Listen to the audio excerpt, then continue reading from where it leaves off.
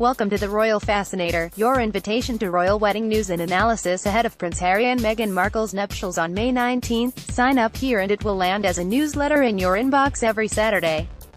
Who got an invitation? As the royal wedding approaches, it's been one of the biggest questions. Who's invited? The Spice Girls, perhaps? Harry was a big fan as a teenager. And what about Meghan's friends, such as actor Priyanka Chopra or tennis star Serena Williams? Some of the most fevered speculation surrounded whether a former U.S. president owned to be a good friend of the groom might be there. But Barack Obama won't be going. Neither will current President Donald Trump nor Canadian Prime Minister Justin Trudeau. On the Obama-Trump front, much attention focused on whether Trump, whom Meghan publicly criticized a couple of years ago, might get his nose out of joint if he wasn't invited and his predecessor was. Perhaps some UK government officials are relieved none of this will be an issue after all. Singer Elton John, Centre, and his partner, David Furnish, were guests at William and Kate's wedding, and it would be no surprise to see them at Harry and Meghan's nuptials as well. Adrian Dennis, Reuters. The absence of officials is a bit of a surprise, says Roy Nicka, royal correspondent for the Sunday Times in London. But Harry and Meghan have said they wanted a less grand affair than his elder brother William's marriage to Kate Middleton at Westminster Abbey in 2011. Still, Harry's relative position in the line of succession, fifth and soon to fall to sixth with the imminent arrival of William and Kate's third child, means there isn't the same need for the diplomatic or political representation seen among the 1,900 guests for William and Kate, or the 2,500 when William and Harry's father, Charles, the heir to the throne, married Lady Diana Spencer in 1981, when Charles and Diana were married at St. Paul's Cathedral in 1981. The larger venue was chosen to allow for a larger audience, including diplomats. Associated Press. But there will be a good crowd next month. 600 or so have been invited, with a focus on family, friends and those with charitable connections to the couple. And because everyone at St.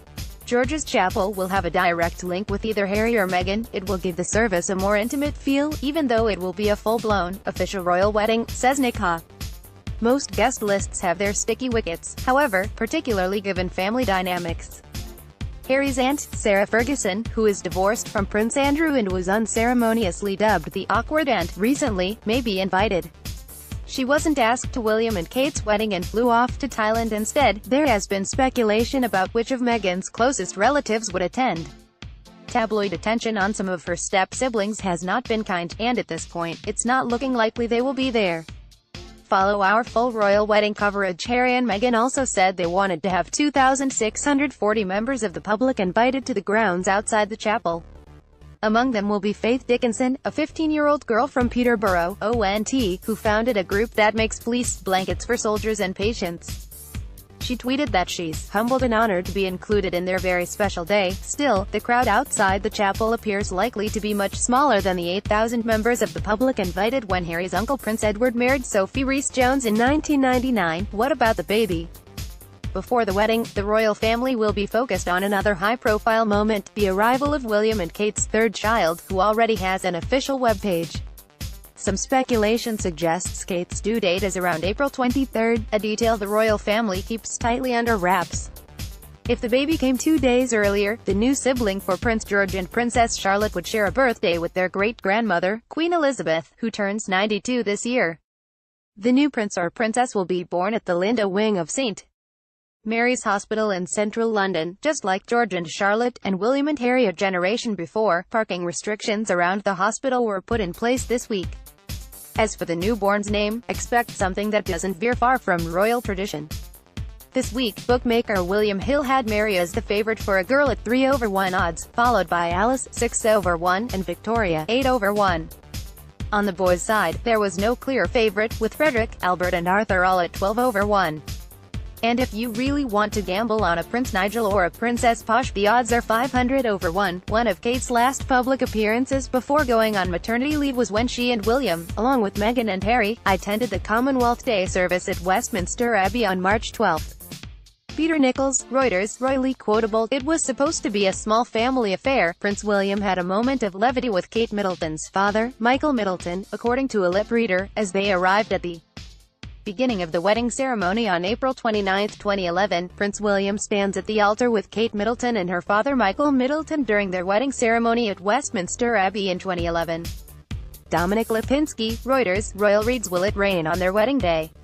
Maybe not. One long-range forecast suggests at least some sunshine in Windsor on May 19th. The Independent, no need to buy a toaster.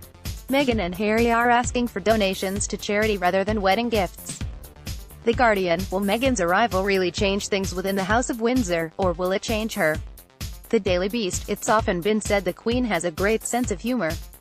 She was in fine form with David Attenborough in a documentary that's getting a lot of attention in the UK right now. The Telegraph royal decoder from Lorne, presumably, the best man is Will. Any news on maid of honor?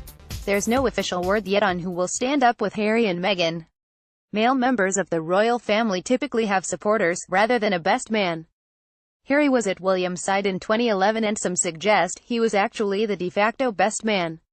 For Meghan, much speculation has focused on the possibility Jessica Mulroney, a friend from her Toronto days, might be by her side on May 19th. Royal brides don't typically have adult bridesmaids, although Kate had her sister, Pippa Middleton, walking down the aisle along with several much younger bridesmaids. Meghan with Jessica Mulroney at the Instagram dinner in Toronto in 2016. George Pimentel, wire image via Getty Images. Have a question you want us to decode? Email us at royalwedding@cbc.ca. Sign up here to have the Royal Fascinator newsletter land in your inbox every Saturday.